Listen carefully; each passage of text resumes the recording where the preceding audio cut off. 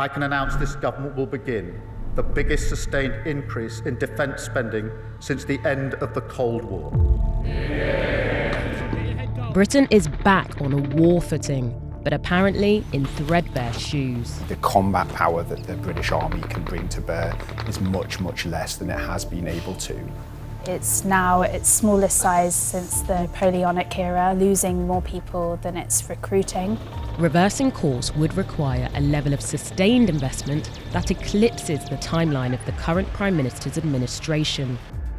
Meanwhile, the deadliest conflict in Europe since 1945 is already here. The threat of Russian aggression is perceived to be only increasing, and patience between NATO members is wearing thin. Our allies have taken advantage of us more so than our enemies. I said, if you're not going to pay your bills, we're not going to defend you. The issue is that while the threat is immediate, the fiscal cupboard is bare, and there's no time for saving. And that's going to require some very difficult trade-offs for the government. Voters say that they want more security and they're in favour of greater defence spending. They don't necessarily want to pay for it. So now one of the most critical jobs for the UK government is to find a solution, and quickly. Problem is, nobody knows if one even exists.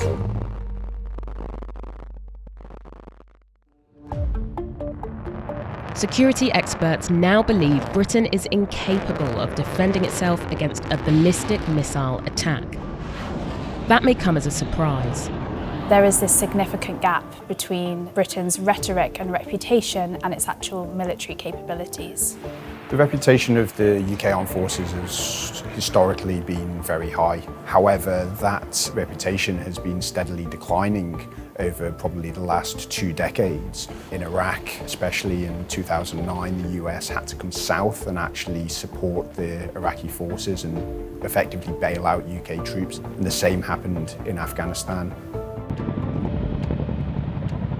So what went wrong?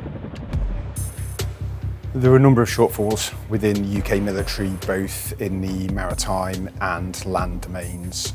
One of the significant issues at the moment is personnel numbers.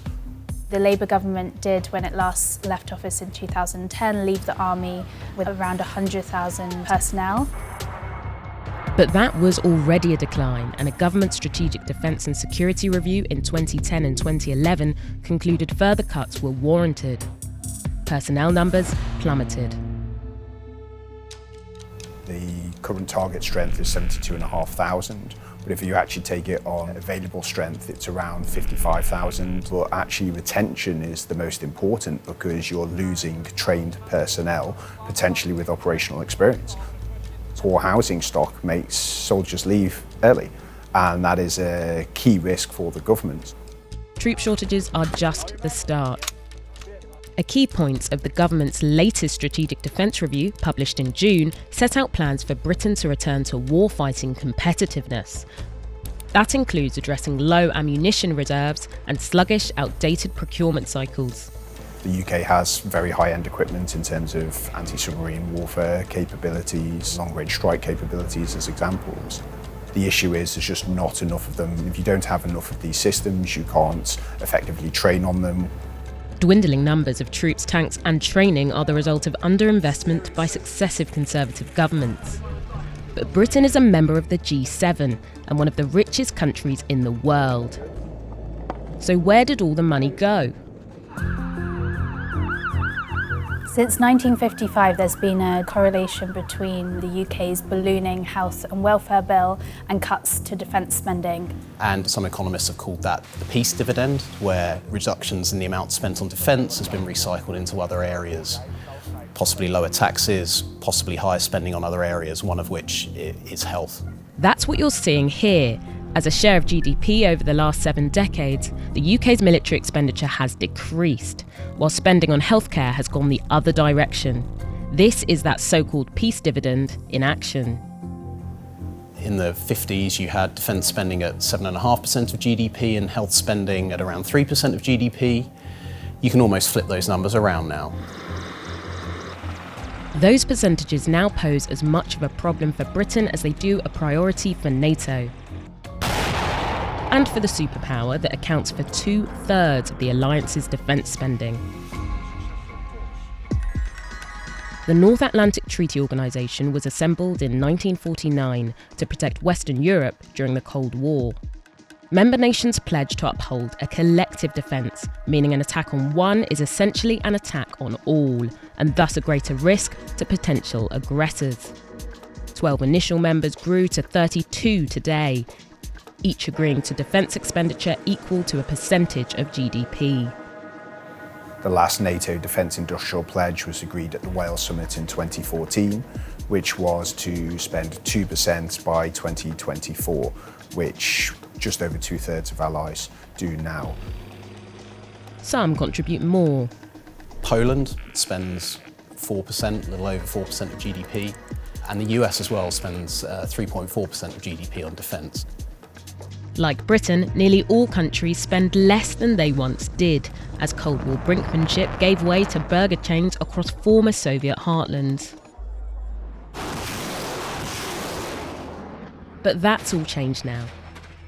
The world is just a far more dangerous place. And it's now widely accepted that no one pays enough for defence, and that NATO relies overwhelmingly on the US for leadership, coordination, muscle and money.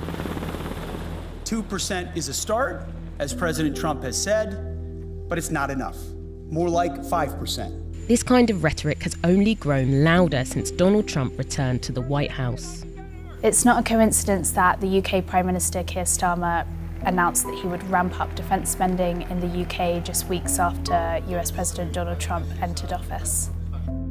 Or that in May he signed a defence pact between the EU and the UK.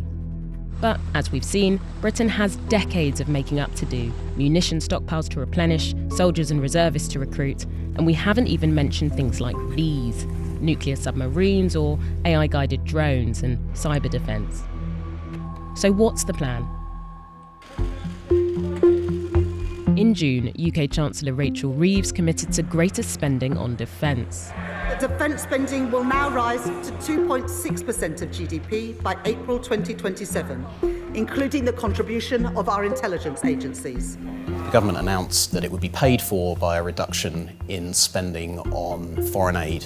Now we're seeing NATO General Secretary Mark Rutte in fact commit to upping the NATO target to 5%. And here lies Britain's central dilemma. By 2030, it would mean an extra £87 billion worth of spending on defence. That's an additional annual spend roughly equal to the UK's education budget, or a little under half what's currently spent on health and social care. Bloomberg Economics estimated that raising defence spending to 5% of GDP will add £350 billion to the level of government debt by 2032. But the administration's hands are tied. It has said in its manifesto that it doesn't want to raise income tax, it doesn't want to raise VAT, it doesn't want to raise corporation tax or employee national insurance contributions. Those taxes account for the vast majority of tax revenue in the UK. So that's out then. The other option is borrowing, but servicing Britain's existing debt, that is to say, just paying the interest, costs £100 billion a year. A decision to hike that would be taken against a backdrop of elevated interest rates and start a figurative war with the bond market. It's very hard to believe the government would be able to get away with raising borrowing by that amount. Add to this, polling suggests defence spending is low on the British public's priority list compared to healthcare, immigration, or the economy. With that in mind, the other option, if it can be called such a thing, is to rely on high levels of defence spending in an attempt to boost long-term economic growth. What gives the best chance of success? Well, it would be focusing expenditure on investments, and investments in this country. It would be no good importing aircraft or aircraft carrier from the US. That wouldn't provide a domestic boost to the economy. And the other area where the evidence suggests the economies stand to benefit is where military spending is focused on research and development. That could lift UK productivity, meaning employers create more value for the same amount of work, for instance producing autonomous drones rather than basic munitions or small arms. Research and development takes up a very small share of the UK defence budget, so there would need to be a big ramp up in research and development spending to yield a big impact on the economy. More orders with defence contractors leads to jobs, more money spent by workers, and thus more tax receipts for the government. The problem is that spinning up capacity takes time, and crucially, commitment. I went, for example, to see a factory making munitions in the north of England for BAE Systems, which is a major defence contractor for the MOD. They are bringing on more capacity, but that's because of prior agreements. They want more commitments now. Industry will open a new line of production for artillery shells if they think that they're going to get 20 years of orders. If they think they're only going to get 3 years of orders, well, they might not do so. They need to be sure what the demand is, so they need those contracts from the UK government or from allied governments to know exactly what they need to make, and that's the kind of certainty that they've been looking for a while. Britain's defence strategy is now trapped by a fundamental paradox. A system designed for short-term survival is being asked to make long-term rearmament commitments. Everyone agrees Britain needs to prepare. Nobody knows whether it can afford to.